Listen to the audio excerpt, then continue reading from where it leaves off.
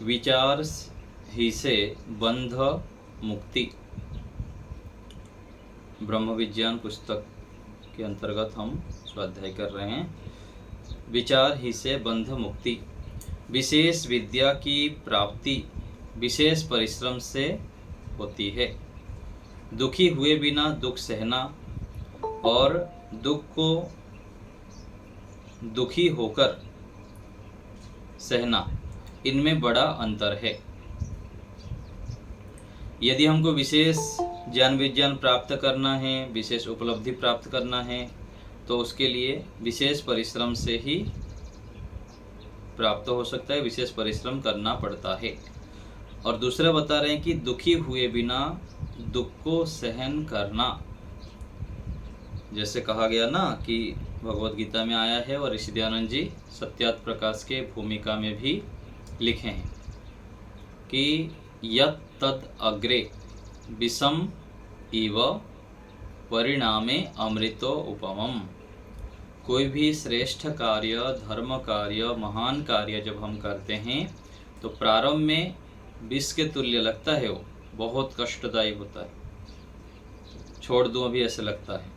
लेकिन उसको जो श्रेष्ठ कार्य होता है, धर्मयुक्त कार्य है, न्याययुक्त कार्य है, सत्य का मार्ग है, यदि हम थोड़ी देर संभल के उस कार्य को निरंतर करने लग जाते हैं तो उसमें बहुत अधिक हमें अमृत की प्राप्ति होती है। तो जिस कार्य को प्रारंभ में धर्मयुक्त कार्य करते समय हमको कष्ट हो, फिर भी उसको छोड़ना नहीं चाहिए, क्योंकि उसका परिणाम अंत में बहुत अधिक आता है। यही कह रहे हैं कि दुखी हुए बिना हम दुख को सहना और दुख को दुखी होकर सहन करना, इनमें बड़ा अंतर है। अच्छे कार्य करते हैं, उसमें दुख आए फिर भी दुखी ना होते हुए करते जाना, और कर तो रहा है अच्छे कार्य, दुख मिल भी रहा है और दुखी होते होते कर रहा है, ज़बरदस्ती कर रहा है। जैसे माता पिता संतान को कोई कार्य बताते हैं, उसकी इच्छा नहीं है, ज़बरदस्ती कर ही रहा है। नहीं करने से फिर माता जी पिता डांटेंगे और हमारे आवश्यकता को पूरी नहीं करेंगे, ऐसे सोच के वो कर तो लेता है लेकिन दुखी होकर करता है। आगे, घर पर संबंधी आने पर उसे सुखपूर्वक सह लेते हैं, परंतु कोई अपरिचित आ जाए तो खिन्न भाव से रहते हैं। तो अपने व्यक्ति कोई आ जाए तो अपने अनुकूल व्यक्ति, अपने मित्र साथी हो तो उस समय तो सहन कर लेते हैं, जैसे तैसे करके स्वयं थोड़ा सा कम खा के भी उनको देना चाहते हैं, उनकी सेवा शुश्रूषा हम करना चाहते हैं। लेकिन अपरिचित कोई आ जाने पर खिन्न हो जाते हैं। सेवा तो करेंगे, सत्कार तो करते हैं, लेकिन मन से ठीक नहीं लगता है, जबरदस्ती करते रहते हैं। व्यक्ति द्वेष क्लेश में पिसता रहता है। एक बार खटपट होने से हमेशा उससे दुखी होता रहता है। तो किसी व्यक्ति से मान लीजिए थोड़ा खटपट हो गया, मन मिलाप हो गया, तो सामान्य व्यक्ति क्या है, उसी चीज़ को बार बार पीछे की बातों को आवृत्ति करके दुखी होता रहता है। और ज्ञानी व्यक्ति उस बातों को भुला देता है कि क्या रखा है पीछे के बातों को बार बार आवृत्ति करके। तो द्वेष क्लेश आदि को हटाते रहना चाहिए, क्योंकि जितना हम उसको आवृत्ति करेंगे, उस व्यवहार को स्मरण करेंगे, बार बार दुखी ही होते रहेंगे।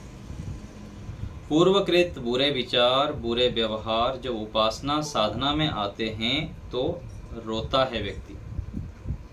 क्यों रोता है? क्योंकि उसको यह लगता है कि मैं कितना गलत व्यवहार कर लिया माता पिता के साथ, गुरुजनों के साथ, बड़ों के साथ। तो उसको कष्ट होता है कि मुझको ऐसे व्यवहार नहीं करना था, उनका हमारे ऊपर कितने उपकार है, और उन लोग मुझको ठीक रास्ते पर चला रहे थे, अच्छी बात बता रहे थे, लेकिन मैं उनके साथ अनावश्यक रूप से लड़ाई झगड़ा कर दे रहा था अथवा उनकी बातों को नहीं मानता था। यहाँ भी दो पक्ष है। यदि माता पिता बड़े धर्म आचरण की ओर बोलते हैं, वो यदि हम नहीं किए हैं तो ठीक है, उस समय थोड़ा सा क्षोभ करना चाहिए और आगे ना करने के लिए प्रतिज्ञा करनी चाहिए, संकल्प करना चाहिए। और यदि अधर्म युक्त कार्य में लगा रहे थे, अधर्म कार्य जाने के लिए प्रेरित करते थे, तो जो छोड़ दिए उसको सोचना नहीं चाहिए। तो सामान्य रूप से व्यक्ति जब साधना करता है, ध्यान की उच्चतम शिखर की ओर बढ़ता है, तो पीछे जो व्यवहार किया हुआ है, जो समय को बर्बाद किया हुआ है, सही समय पर सही कार्य जो करना था वो नहीं किया, अनावश्यक कार्य में समय लगा दिया, उस कार्य को स्मरण करके दुखी हो जाता है, कई बार रोने भी लग जाता है।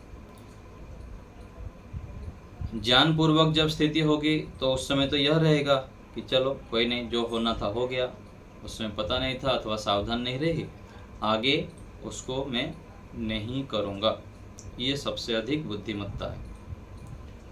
तो सत्वगुण की उच्च स्थिति होने पर, सत्वगुण में प्रतिष्ठित होने पर, ज्ञान की अवस्था में स्थिर होने पर व्यक्ति हताश, निराश, उदास, रोना धोना आदि नहीं करता है। वो तो केवल शांत रहता है, स्थिर रहता है, जो स्थितियां हैं उसको सामना करता है और आगे के लिए प्रस्तुत रहता है, आगे आने वाले दुख को हटाने के लिए तैयार रहता है। मान अपमान सहन करना सीखना चाहिए। दो चीजें हैं, एक तो मान और दोनों अपमान। अपमान करने के लिए तो चलो अपमान हम सहन करने को सीखे, ये भी बहुत बड़ा कार्य है। और उससे भी बड़ा कार्य है सम्मान मिलने पर उसको सहन करना सीखना। जिसे पिछले प्रकरण में हम चर्चा किए थे, सम्मान मिलने पर भी हमें सहन करना आना चाहिए, उसको अपने अंदर डाल के अभिमान से युक्त नहीं होना चाहिए, मैं ही किया हूँ ये करके, तो इससे फिर हानि हो जाती है।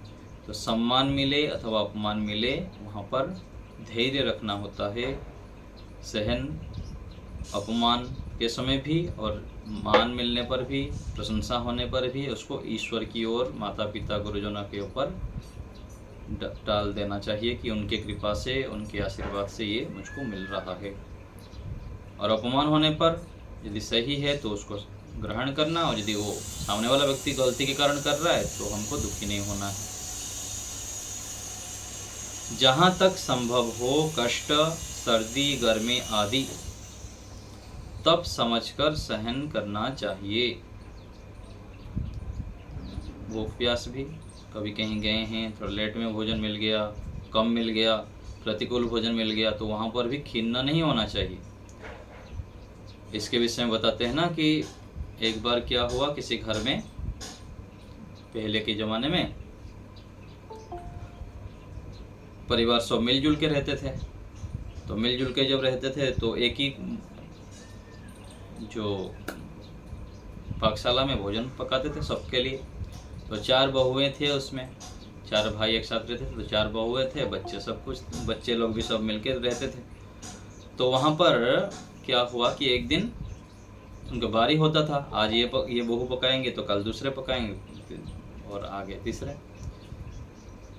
तो एक जो भोजन पकाते थे तो क्या हुआ, छत घर था, तो जब भोजन बना रहे थे तो उनको ध्यान आ गया कि मैं नमक तो डाला नहीं भोजन में, तो आवाज़ दे के बोल दिए कि भोजन में नमक डाल देना।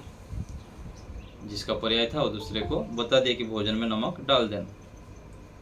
तो दूसरे जब सुन रहे थे तीनों सुन लिए और तीनों जाके बारी बारी करके भोजन में नमक डाल दिए सब्जी में।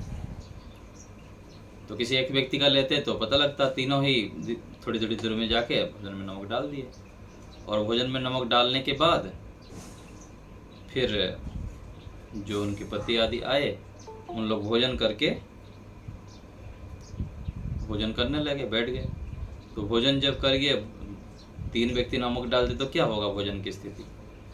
तो चुपचाप उन लोग भोजन, एक व्यक्ति आया भोजन किया चला गया, दूसरा आया भोजन किया चला गया। तो ऐसे ही 4 भाई आए, भोजन किए चले गए। और बच्चे की बारी जब आया, उन लोग फिर अपने जो बहू है सब लोग, उन लोग बैठ के भोजन करने लगे एक साथ। तो जो भोजन किए तो पूरा देखे कि नमक बहुत सारा है, फिर भी कोई बताया ही नहीं। तो ये स्थिति रहा। तो बोले, उनको फिर पता लग गया कि इन लोग भोजन किए लेकिन कोई कुछ बोला नहीं। इसमें क्या बताना चाह रहे हैं कि पहले के घर में ऐसे होती थी, थोड़ा बहुत नमक अधिक हो जाए, कम हो जाए, उस समय लोग सहन कर लेते थे। और आज थोड़ा सा कुछ कम हो जाए, थोड़ा अधिक हो जाए तो पूरा तांडव मचा देते हैं। ये क्या है? एक दूसरे की भावनाओं को समझना। कितने मेहनत करके माताएं घर में भोजन बनाते हैं और पुरुष लोग आके बाहर से ये नहीं क्यों नहीं बनाया, ऐसा क्यों किया, वैसा क्यों किया, बहुत कुछ ये करते हैं। तो सहन शक्ति और दूसरा एक दूसरे की भावनाओं को समझना, तब जाके घर परिवार समाज राष्ट्र ठीक से चलता है। दूसरे के मेहनत को जब हम देखते हैं, थोड़ा बहुत सहन करने का सामर्थ्य करते हैं, तब परिवार अच्छे प्रकार चलता है, मिलजुल के चल पाते हैं। तो साथी मित्र हो, पति पत्नी हो, और सभी जगह पर। तो यहाँ पर यही कह रहे हैं कि हमको तप करना भी सीखना चाहिए। तप करने का स्वभाव ना होने पर व्यक्ति छोटी छोटी चीज़ों को लेके पूरा झगड़ा लग जाता है और पूरा परिवेश को, वातावरण को दूषित कर देता है। सर्दी, गर्मी, भूख, प्यास, मान अपमान, कम साधन भी कभी मिल जाए तब भी खुश रहना चाहिए, अधिक साधन मिल गए तब भी सम रहना चाहिए। तो इससे अभ्यास हो जाता है। सुविचार उत्पन्न करके कुविचारों से युद्ध करके उन्हें नष्ट कर देता है। तो जो तपस्वी होता है वो सुविचार हर समय उत्पन्न करता है, सकारात्मक रहता है, कुविचारों को दूर करता है।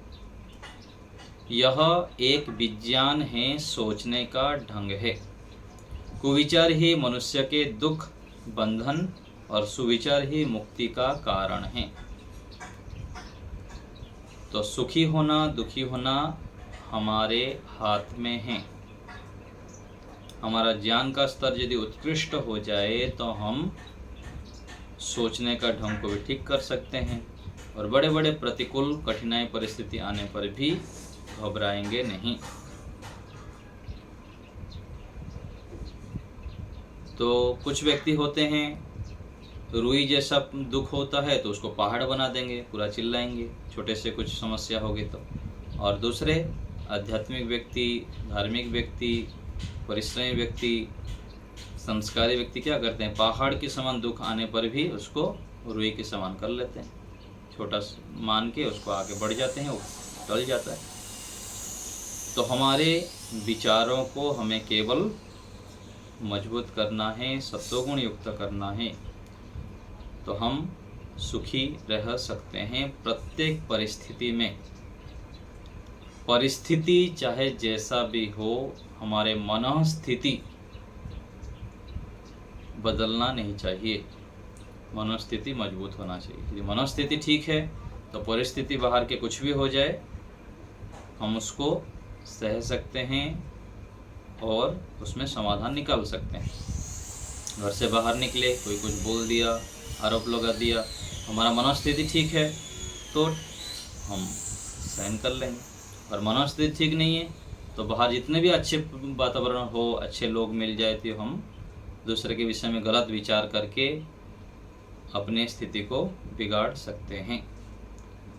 तो यह एक विज्ञान है, जिसको सोचने का ढंग आ गया वह सुखी, शांत, संतुष्ट रहता है। तो कुविचार ही मनुष्य के दुख और बंधन का कारण है और सुविचार मुक्ति का कारण है।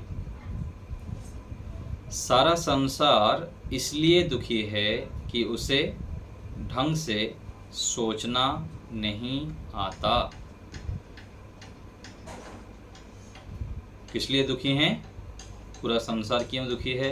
क्योंकि उनको सोचने का ढंग, विचारने का ढंग नहीं आता है। किस प्रकार से सोचना चाहिए, क्या शैली होना चाहिए, हर समय नकारात्मक संशय करना, और यही तो होता है। परिवार में, समाज में, मित्र साथियों में, सब जगह क्या है, संशय व्यक्ति करता रहता है। तो संशय के कारण स्वयं भी अपने विचारों को कलुषित करता है, नकारात्मकता भी जीता है और दूसरे के साथ व्यवहार ऐसे कर लेता है, संबंध बिगड़ जाता है। तो संशय ठीक है, थोड़ा बहुत व्यवहार में करना चाहिए, लेकिन अधिकांश हमको सकारात्मक रहना चाहिए। हर समय संशय करना ये ठीक नहीं है। कुछ अच्छे कार्य कर रहे हैं, हाँ, एक संभावना लेके चल सकते हैं कि इसमें यह हानि हो सकती। संबंध आदि में भी हर समय सकारात्मक रहना चाहिए।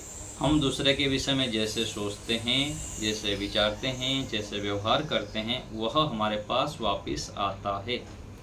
इसलिए हम यदि सकारात्मक रहेंगे, दूसरे के साथ अच्छे व्यवहार करते ही रहेंगे तो कालांतर में वो व्यक्ति भी, चाहे दुष्ट व्यक्ति हो, प्रतिकूल व्यक्ति हो,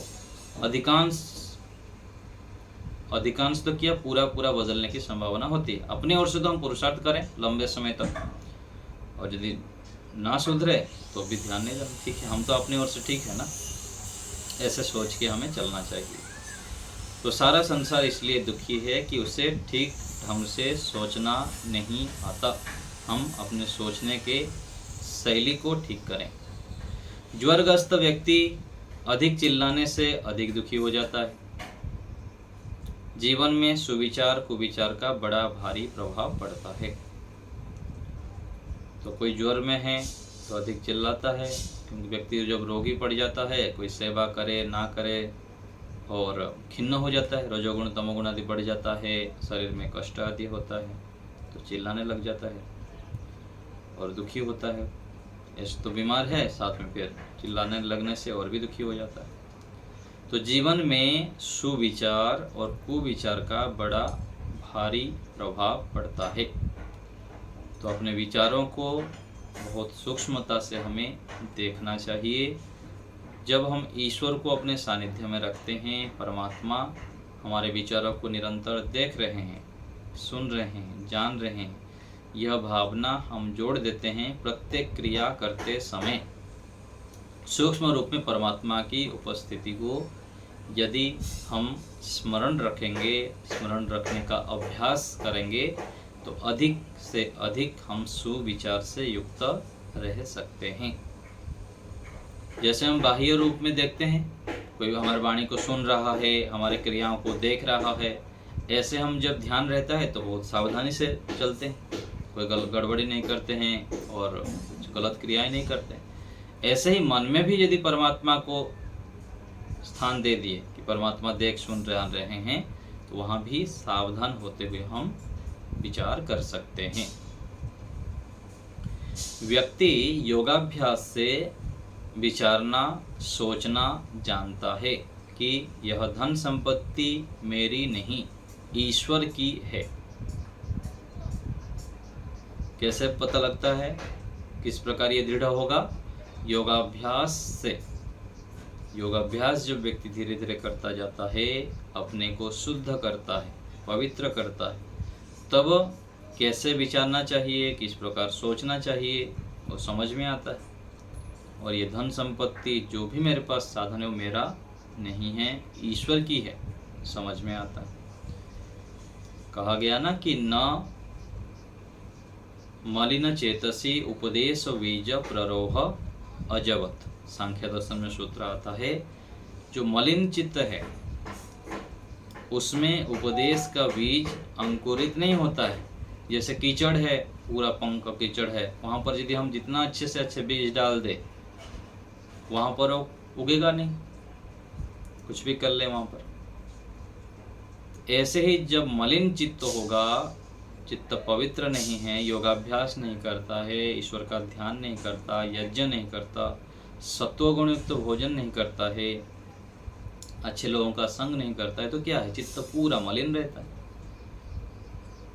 संसार में हम देखते हैं लोग ना धर्म के विषय में जानते हैं, ना सोने का समय, ना उठने का समय, कैसे कैसे व्यक्ति होते हैं और बड़े बड़े उनको आदर्श मानने भी लग जाते हैं। कल हम एक जगह गए थे तो बातचीत हुई, तो बोल रहे हैं कि आप जब उठते हैं, हमारा तो उसमें सोने का समय होता है, जबकि वो एक मंदिर के पूजा करते हैं, बहुत लोग उनको आदर्श मानते हैं, उनका बहुत दुख दूर करते हैं वो, और भी कहानी लंबा है। ये स्थिति है,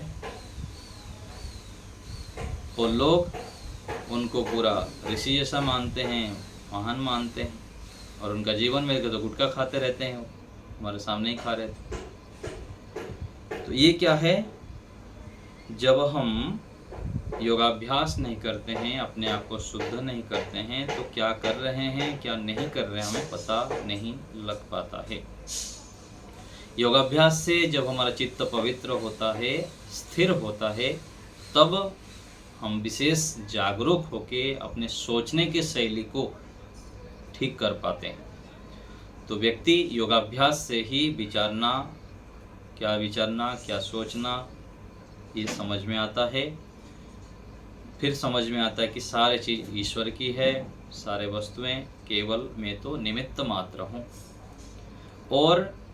और मेरा शरीर, मन, बुद्धि, इंद्रियां, जिससे मैंने यह सब प्राप्त किया, वे भी ईश्वर प्रदत्त है। तो यह आ गया, शरीर से लेकर सारे जितने भी इंद्रियां हैं, मन, बुद्धि, ये सब ईश्वर प्रदत्त है। मैं इनका रक्षण और उपयोग करूंगा। ये जितने भी इंद्रियां, मन आदि साधन हैं, इसका मैं केवल कर्ता रूप में, निमित्त रूप से इनका रक्षण भी करूंगा और उपयोग करूंगा। जैसे किराए घर में बताया जाता है, किराए के घर में हम क्या करते हैं, उसका रक्षण भी करते हैं और उसका उपयोग करते हैं, और फिर महीने के महीने उसका फिर ये भी देते हैं, किराया भी देते हैं। तो ऐसे ही ईश्वर प्रदत्त साधनों को मान के योगाभ्यास से व्यक्ति चलता है, अभिमान के भाग हटा देता है। मैं इनका रक्षण और उपयोग करूंगा। जब मेरा जन्म नहीं हुआ था तब, या जब मर जाऊंगा तब, इसमें से मेरा कुछ ना था ना रहेगा। ये समझ में आता है योगाभ्यास करने के बाद व्यक्ति को। पहले तो कुछ भी समझ में नहीं आता, अंधाधुंध चलता ही रहता है, और योगाभ्यास करने पर, ध्यान करने पर, योग के अंगों का अनुष्ठान करने पर इन बातों का वास्तविकता, जो व्यवहार हम कर रहे हैं, ये समझ में आता है। तो साधक व्यक्ति जब शांत होकर बैठता है, सृष्टि को देखता है, शरीर की रचना को देखता है, तो वह ईश्वर के प्रति बिल्कुल समर्पण हो जाता है, ईश्वर के चरणों में गिर जाता है। प्रभु आपकी कितनी बड़ी कृपा है, कितनी बड़ी सृष्टि रचे हैं आप, कैसे कैसे चल रहा है व्यवस्था, इतनी रचयिता कितने महान है। तो हमें एकांत में बैठ के इन विषय में विचार करते रहना चाहिए, परमात्मा को धन्यवाद भी करते रहना चाहिए। अरबपति मर जाए तो कौड़ी भी साथ नहीं जाती है, जो चीज आती है वह आती है, और संयोग है तो वियोग होगा। इस निश्चित तथ्य को जो पहले ही से जान लेता है, वह आने जाने पर शोक नहीं करता है। तो अरबपति व्यक्ति भी हो, धन संपत्ति कुछ भी हो, जाते समय जो पैसा है वो तो लेके नहीं जाता है, अपने कर्म ही साथ में लेके जाता है। इतना धर्म युक्त कार्य किया है उसको ही लेके जाता है।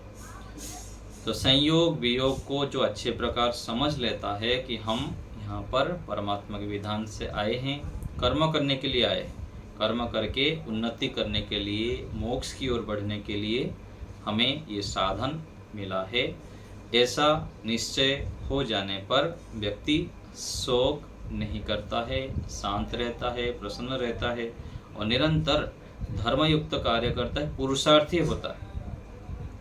नहीं तो व्यक्ति पड़ा ही रहता है, कोई काम नहीं, फ़ोन से घंटों घंटों बातें करता रहेगा, इधर उधर के फ़ोन देख के समय बर्बाद करेगा। और जो जीवन को जान लेता है, समझ लेता है, वह अच्छे कार्य में लगे रहता है। समय फुर्सत ही नहीं है, संस्कृत पढ़ेगा, वेद, दर्शन, उपनिषद आदि पढ़ेगा, स्वाध्याय करेंगे, सत्संग सुनेंगे, दिनचर्या ध्यान करना है, व्यायाम करना है, इन सब कार्यों में व्यक्ति फिर व्यस्त रहता है, श्रेष्ठ कार्यों में।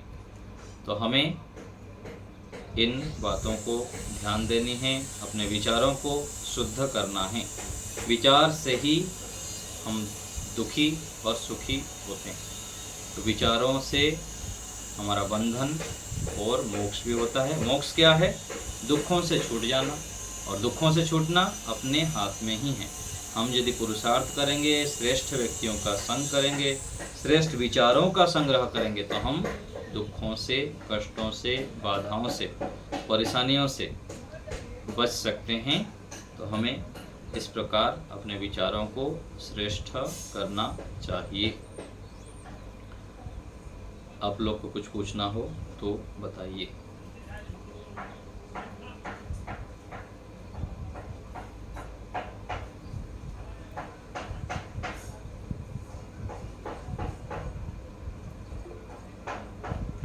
बोलिए माता जी। निर्मला माता जी बोल दीजिए।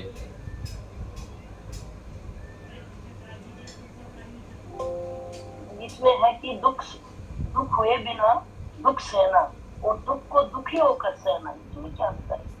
दुखी हुए बिना, तो कई बार हमें दुख होता है, कोई कह देता है, और दुख से दुखी होकर सहना। धर्मयुक्त कार्यों को कैसे सहना? संध्या करना, स्वयं अपने इच्छा से कर रहे हैं, ठीक है ना। करते समय क्या होता है? पैर में दर्द हो रहा है, दुख तो हो रहा है, लेकिन क्या है, स्वयं अपनी इच्छा से कर रहे हैं, तो भी उस दुख को क्या है, दुख को इतना कष्ट नहीं हो रहा, दुख तो हो रहा है, लेकिन चलो मुझको संध्या करना है तो बैठना है तो कर ही लेते हैं, दुख होते हुए भी उसको सहन कर लेते हैं। और दूसरा है, कोई बताए जबरदस्ती आपको संध्या करना ही है, यज्ञ में बैठना ही है, तो उसमें दुख हो रहा है और दुखी होते होते कर रहा है। स्वयं जो कार्य करते हैं, मान लीजिए कमरे के अंदर हम कुंडी लगा दिए हैं, ठीक है, कुंडी जब लगा दिए हैं तो स्वयं अपने कुंडी लगाए तो कोई कठिनाई नहीं है, लेकिन दूसरे कोई बाहर से कुंडी लगा दे तो बहुत परेशानी होती है, घुटन होता है। तो स्वयं अपने स्वेच्छा से जब करते हैं कोई कार्य, उसमें कष्ट होता है, तब उसको हम सहन कर लेते हैं, दुख होते हुए भी करते हैं, चलो अच्छी बात है, करना है। धीरे धीरे जब तक स्वभाव नहीं बना है, और कोई जबरदस्ती हमको थोप दे तो फिर वहाँ पर दुखी होते होते व्यक्ति करता है। ये स्थिति है। सुदेशना माता जी।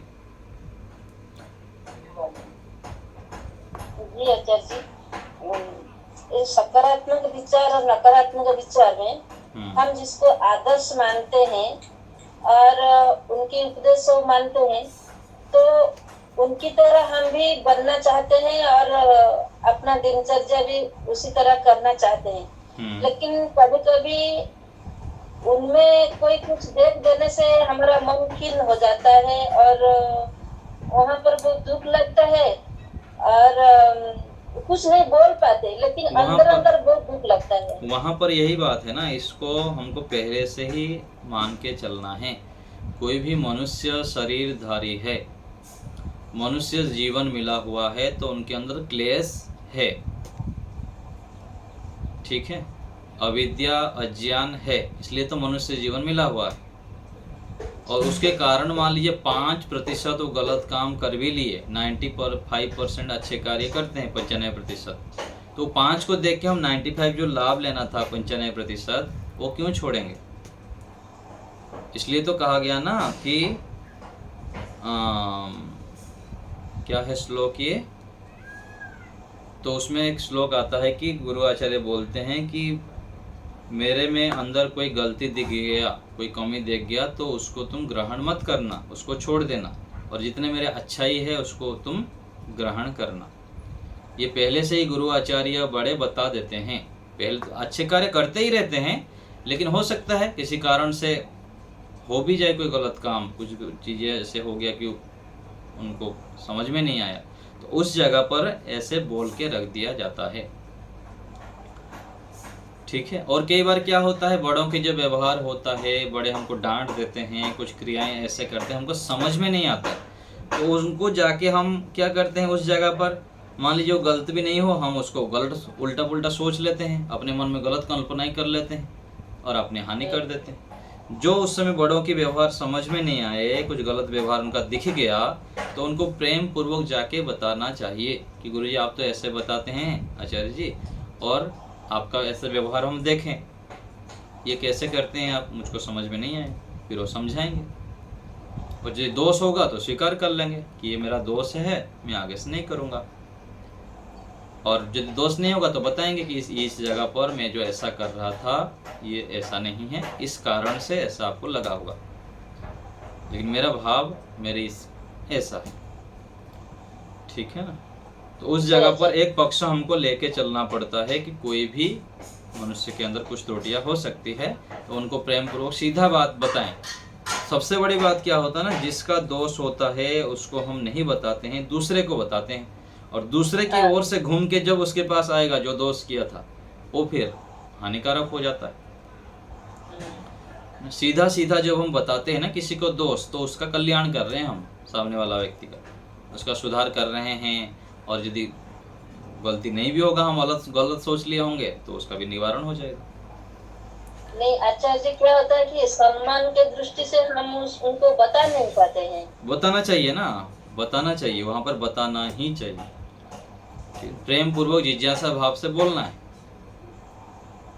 यही तो समस्या है, जब नहीं बोलेंगे, दूसरे को बताते हैं, तो फिर वो और ही फिर निंदा चुगली हो जाती है, और भी कई सारी बातें होके अपना भी प्रसन्नता होती है, फिर उस संबंध भी बिगड़ जाता है। धन्यवाद आचार्य। हाँ, सूरत पुनिया नाम से हाँ जी,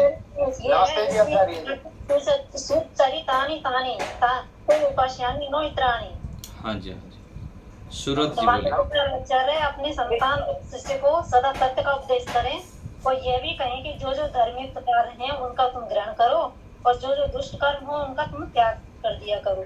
हाँ जी, हाँ। तो ये आया है व्यवहार भानु आदि में लिखा हुआ है, तो ऐसे हमको करना चाहिए। सत्य प्रकाश के प्रथम समोल्लास में लिखा है। सूरज जी बोलिए। ऐसे नहीं बोलते हैं, हाथ उठाइए, जिसका नाम लिया जाएगा वो बताएंगे। नमस्ते जी आचार्य जी। बोलिए। श्रेष्ठ व्यक्ति की पहचान कैसे? श्रेष्ठ व्यक्ति की पहचान, वो तो आता ही है सबको पहचान करना। श्रेष्ठ व्यक्ति की पहचान करना है तो उनके अंदर श्रेष्ठ गुणों को देखें, जो श्रेष्ठ गुण हैं, और श्रेष्ठ कौन है उसके लिए अपने को उस प्रकृति में मेहनत करनी पड़ेगी। जब उनके पास जाते हैं तो कुछ निकलता है, दूर से श्रेष्ठ दिखते हैं। वो आपको पहचान भी करना नहीं आता है ना। हाँ, डॉक्टर की पहचान कैसे करेंगे? डॉक्टर की पहचान जो डॉक्टरी पढ़ाई करता है उससे जब योग्य होंगे तब समझ में आएगा। ठीक है। और हम डॉक्टर की पहचान करेंगे, हम अंगूठे छाप है और डॉक्टर की पहचान करने लग जाएंगे, तो डॉक्टर की पहचान कैसे करेंगे हम सोचते हैं ना कि अच्छे साधु सन्यासी की पहचान करें, गुरुओं की पहचान कैसे करें। पहले उस मार्ग पर तो चलें, योगाभ्यास करिए, ध्यान साधना करिए, कुछ सत्संग करिए, और धीरे धीरे पहचान होता जाएगा। और जितना पहचान होता जाएगा, जो अच्छे बातें हैं उसको तो ग्रहण करें पहले। धन्यवाद आचार्य। है ना। तो नहीं तो लोग गुरु आचार्यों की, सन्यासियों की केवल दोष ही देखने लग जाते हैं, कुछ करना धरना तो नहीं, ना संध्या करेंगे, ना यज्ञ करेंगे, ना स्वाध्याय करेंगे, बस सारे विद्वानों में, सारे सन्यासियों में कमी देखते जाएंगे, कमी देखते जाएंगे। है ना। मैं यहाँ गया था ना अभी, जिंद आर्य समाज में बोलते हैं मेरा पिताजी आर्य समाजी थे, दादाजी आर्य समाजी थे, और स्वयं ना संध्या कर रहे हैं, ना यज्ञ कर रहे हैं, क्या आर्य समाजी हैं आप? ये स्थिति है पूरा समाज की। तो हमें दूसरे के परीक्षण के लिए स्वयं उस मार्ग पर चलते जाना है, मेहनत करना है। जब हम शुद्ध हो जाएंगे, पवित्र हो जाएंगे, तो स्वतः ही हमको पता लग जाएगा कौन व्यक्ति ठीक है, कितना उनसे हमको लाभ लेना है। मेहनत करते जाइए, ईश्वर को गुरु मानते हुए, फिर भौतिक जितने भी गुरु आचार्य हैं, चेतन व्यक्ति हैं, उनसे भी लाभ लेते जाना है। ईश्वर के ध्यान में हम जब बैठते हैं तो हमें परमात्मा प्रेरणा करते हैं, श्रेष्ठ व्यक्तियों का पहचान कराते हैं। ठीक है, धन्यवाद। ठीक है। सविता माता जी। सादर नमस्ते आचार्य जी। नमस्ते आचार्य जी, जब हम जैसे पर्सनली व्यापार कर रहे हूँ, जैसे मैं आचार्य जी, जिस दुकान है मेरी, और जब वो मतलब चलती है तो ठीक है, जैसे मैंने अभी जगह उसका परिवर्तन किया है तो उस हिसाब से वो चल नहीं पा रही है, तो ये सोच के मुझे दुख होता है आचार्य जी कि मतलब क्यों नहीं चल रही है मेरी दुकान, ये किराया पूरा है उसका, पहले से ज्यादा दे रही हूँ, हाँ, बात ये है ना, जी एक विचार है कि समस्या है तो समाधान भी है। दुखी होना समस्या का समाधान नहीं होता है। दुखी होने पर किस कारण से नहीं हो रहा है, उस जिस वातावरण में आप हैं वहाँ जो अनुभवी व्यक्ति हैं, उस चीज़ों को जानते हैं, उनसे हमको मार्गदर्शन लेना होता है। जी। ठीक है ना। फिर हम विचार अच्छा, करेंगे, जैसे कि विचार आजकल करेंगे, तो है। विचार करेंगे, मनन करेंगे, एक दूसरे से सहायता लेंगे, दूसरे जो अनुभवी व्यक्ति है ना, फिर वो बताएंगे। ठीक है ना। तो कोई भी समस्या जो है उस माहौल परिस्थिति को देखिए आप, किस कारण से नहीं हो रहा है, क्या करने से हो सकता है, धीरे धीरे परिचित होने से हो जाएगा। ऐसे करके उसका समाधान करने का प्रयास कीजिए। ठीक है माता जी। जी आचार्य जी। हाँ। और वही आचार्य जी, सारे दिन ना दिमाग में ऐसी बातें होती रहती हैं। नहीं, बातें घूमने से टेंशन करने से काम नहीं होगा। समस्या का समाधान क्या, कारण क्या है देखिए। दर्शन का सिद्धांत है ना, कारण से कार्य होता है। जी जी आचार्य जी। है ना। कारण को जब ढूंढने लगेंगे तो धीरे धीरे कुछ दिनों बाद आपको समस्या का हल मिल जाएगा। इस कारण से ऐसा हो रहा है, तो कारण को हटाएंगे तो कार्य भी ठीक हो जाएगा। जी आचार्य जी। धन्यवाद आचार्य जी। और कोई बात किसी को पूछना है, बोलना है, बताइए। पुष्पा माता जी कुछ बोल रही थी।